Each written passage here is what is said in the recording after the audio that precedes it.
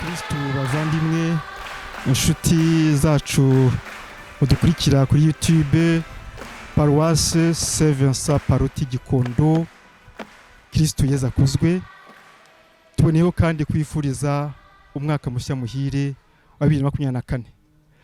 Muri kumwe muri aka kanya na Habumukiza Yosefu njiwavugisha nkaba mpagariye komisiyo itangazamakuru muri Paroisse ya Gikondo, kandi nkaba nsanzwe ndi muri biro ya Paroisse.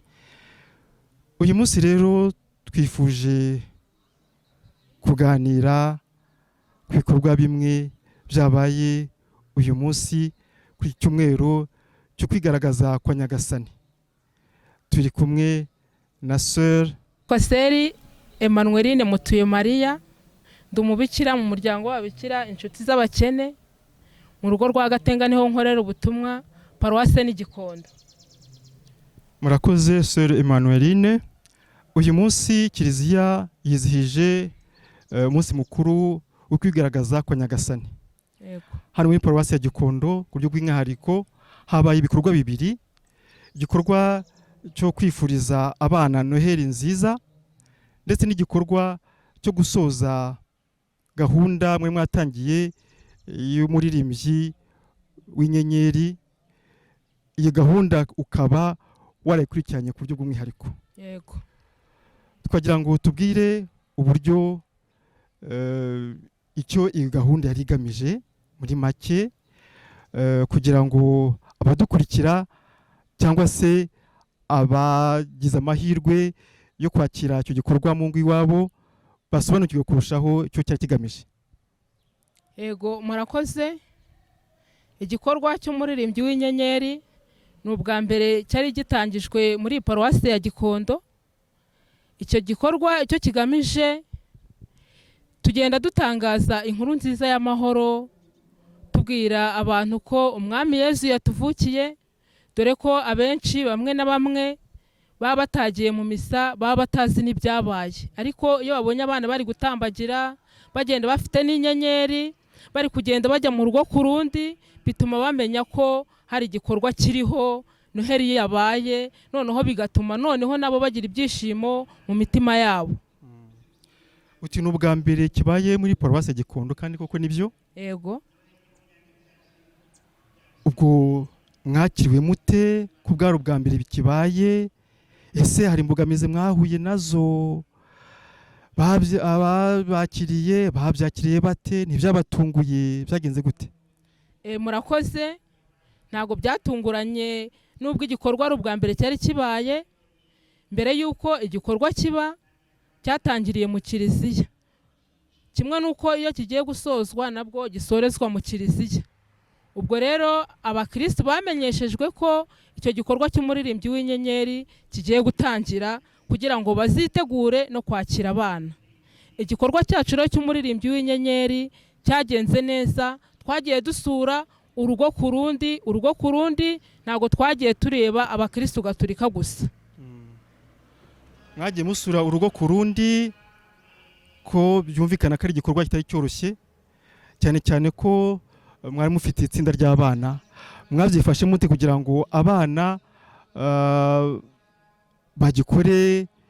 Ese cyahuje n'uburyo mwabyifuzaga? Umusaruro bavuyemo mwari mutegereje?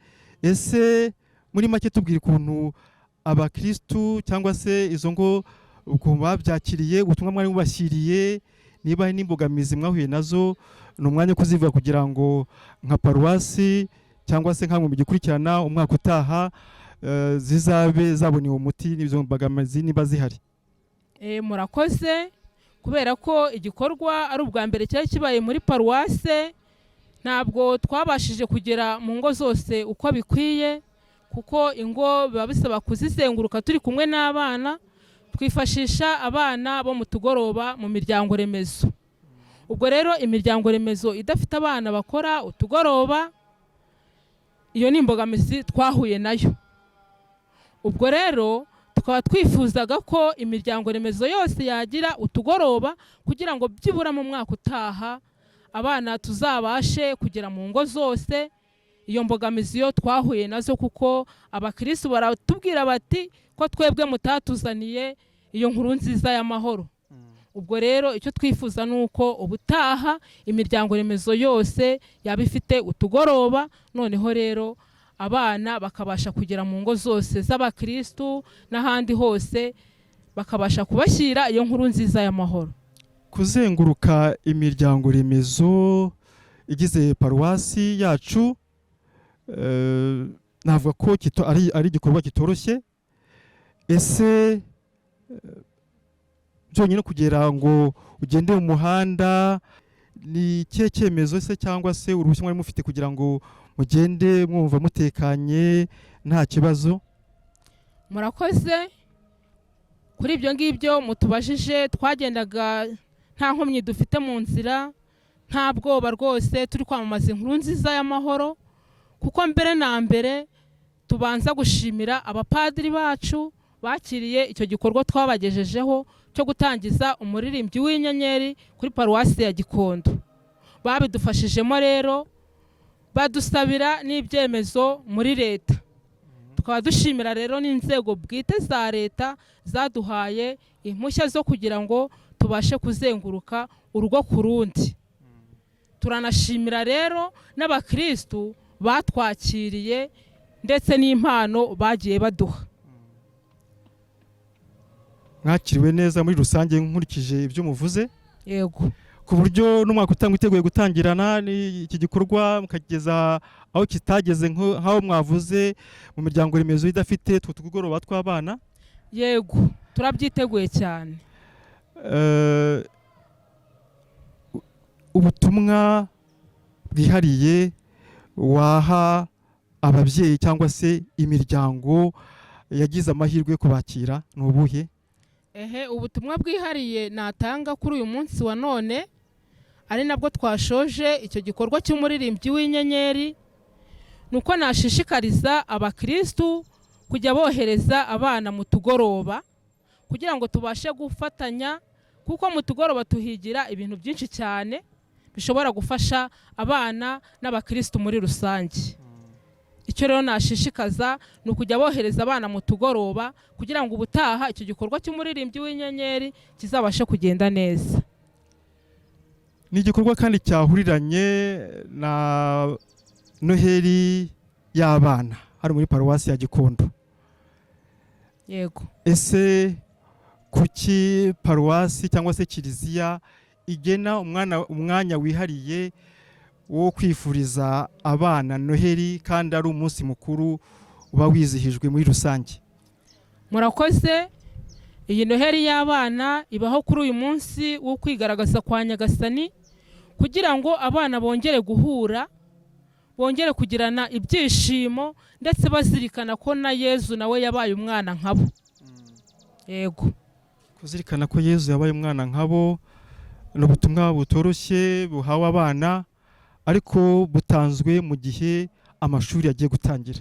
Ese bazabutanga hehe, bizagenda gute? Murakoze.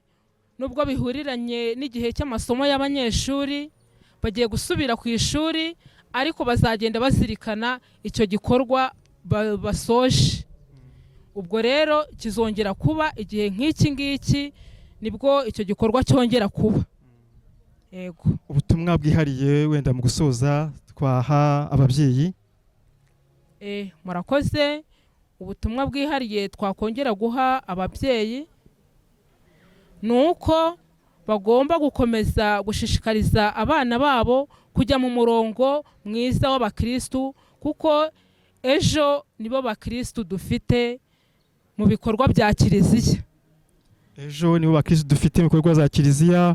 Ubwo haza muri inshingano ya paruwasi yo bwo murayisaba iki? Mbere na mbere turabanza gushimira abapadiri ba paruwasi ya Gikondo batwakiriye muri paruwase, dore ko ari nabwo ubutumwa bwari bugeze muri paruwasi ya Gikondo.